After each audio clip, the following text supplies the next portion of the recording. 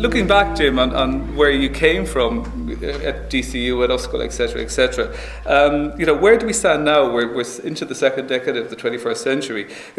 Opportunities for adult learners, what are they like? Have they improved much since your days at Uscal? Yeah, I think you probably know the old adage: if you don't want to learn, there's nobody can help you. But if you are determined to learn, there's nothing or nobody can stop you. And I think, for anybody, you adult, young or whatever, in this day and age, if you're determined to learn, whether it's informally or formally, there's absolutely nothing that would stand in your way. There's any amount of stuff out there. And I think I probably have to say, now this is probably, from somebody who has spent most of my life working in the formal education sector, in many respects, what's out there in what we call the informal learning sector is somehow oftentimes more interesting, more exciting. It allows people to, I suppose, pursue their own natural interests, their own curiosities and so on, in a way that I think digital media support seems to me at the moment actually to almost have the headway in that. I think sometimes in the formal side we've tied ourselves up in knots a little bit in e-learning, instructional design, a whole lot of things that make it awfully formal. And I think we just need to maybe balance that up a little bit. Then that's the long answer to the question, which the short answer really is yes, of course. Adult learning opportunities are way better now than they were a generation ago. I think that is very true, and sometimes we don't appreciate that. Really, one of the things though that I'm curious, I'd like you to talk a little about is the whole European context. Well, I suppose I've been fortunate over the years to be involved with various mix of projects, and more recently I was involved in a working group that was essentially feeding into what the European Commission published just over a year ago as their opening up education communication. And it's kind of interesting to see in a European sense, how policy gets shaped, and how let's say the ministries of education in different countries, through the mechanisms of working groups and what the Commission calls their open method of coordination. In a sense, that's the European thing, and I suppose many of you, I'm sure, are familiar with it, or maybe have worked in or with projects around that.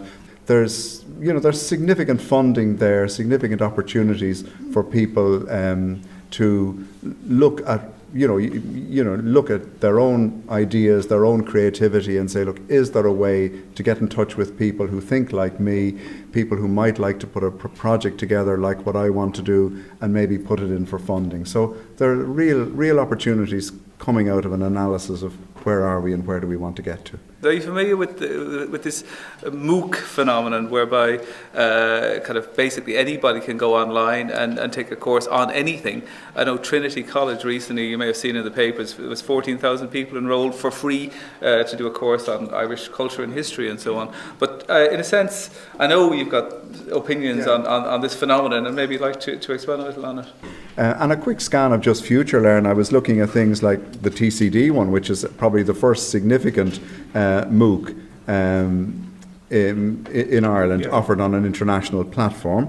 But I came across things like a MOOC on Hadrian's Wall, offered by the University of Newcastle. Now, I know good friends of mine who went walking on Hadrian's Wall during the summer. You can just imagine how something like that, enhances your knowledge. One on exploring play from the University of Sheffield. One on football, More Than a Game, which is in fact really a business and economics course coming from the University of Edinburgh. It's just phenomenal, and I think the one place that it seems to me that the best catalogue where it all comes together, if you haven't come across it, is a website called Class Central, which essentially aggregates all of the MOOCs, whether it's FutureLearn, edX, Coursera. But again, I think the one nice thing about MOOCs, and I suppose I should say as well that MOOCs can be very professionally oriented. You can be getting on there to do a course on operating systems or sort of serious computer science. So it's the complete spectrum of whether you want to do it to up your professional game or whether you want to do it out of pure personal lifelong learning interest. But a lot is said about the number of people who sign on versus the number of people who complete a MOOC. But, in reality, it actually doesn't matter. And I think the one thing about the MOOC thing is it's blown open this idea of success or failure in education. I mean, I think it's it's just wonderful that you can get in there. If you discover that's not really for me, so what? You just move on. You just leave it at that. Or you can take it the whole way. You can do the little tests, get the piece of paper at the end, even if it's $10 or $15, whatever. If you feel you want something to accredit your learning in some way. But that notion of somehow I'm a failure if I don't see it through to the end, or don't pass an exam, or don't whatever. So it is, for me, I think it's an amazingly empowering and opening up thing.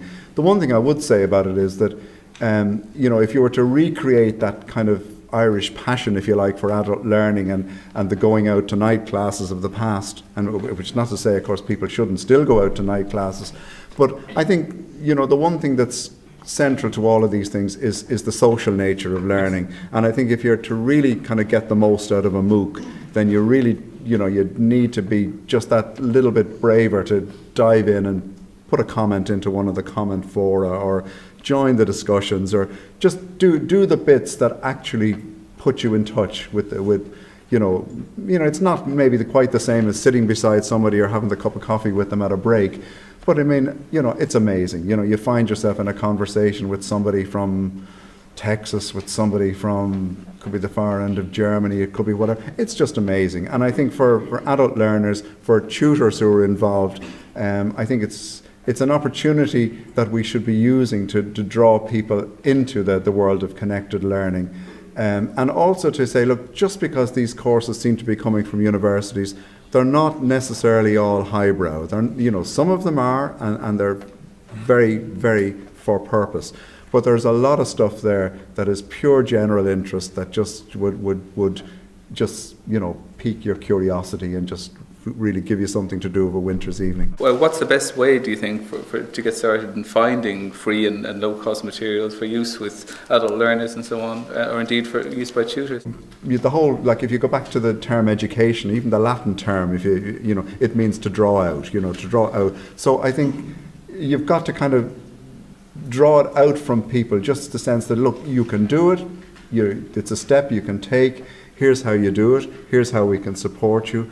And, try it. If it doesn't work, it doesn't matter. You try something else. But just that the wealth of resources, and even that people can, even in things like their, forget about even calling it learning. Like, for example, if people are they might be going on a holiday, they might be going on a city break, the ability to kind of research a gallery, to research a walk, to research something of interest that they might do, or even the ability to use their smartphones to while away, to actually interact more creatively with places that they are and things that they might want to do. So, it's a world of opportunity, but we can't assume that individuals will necessarily find their way in all by themselves. So I think the role of tutors is central. Finally, I mean, so in this kind of world of open education, what do you think works best for adult learners?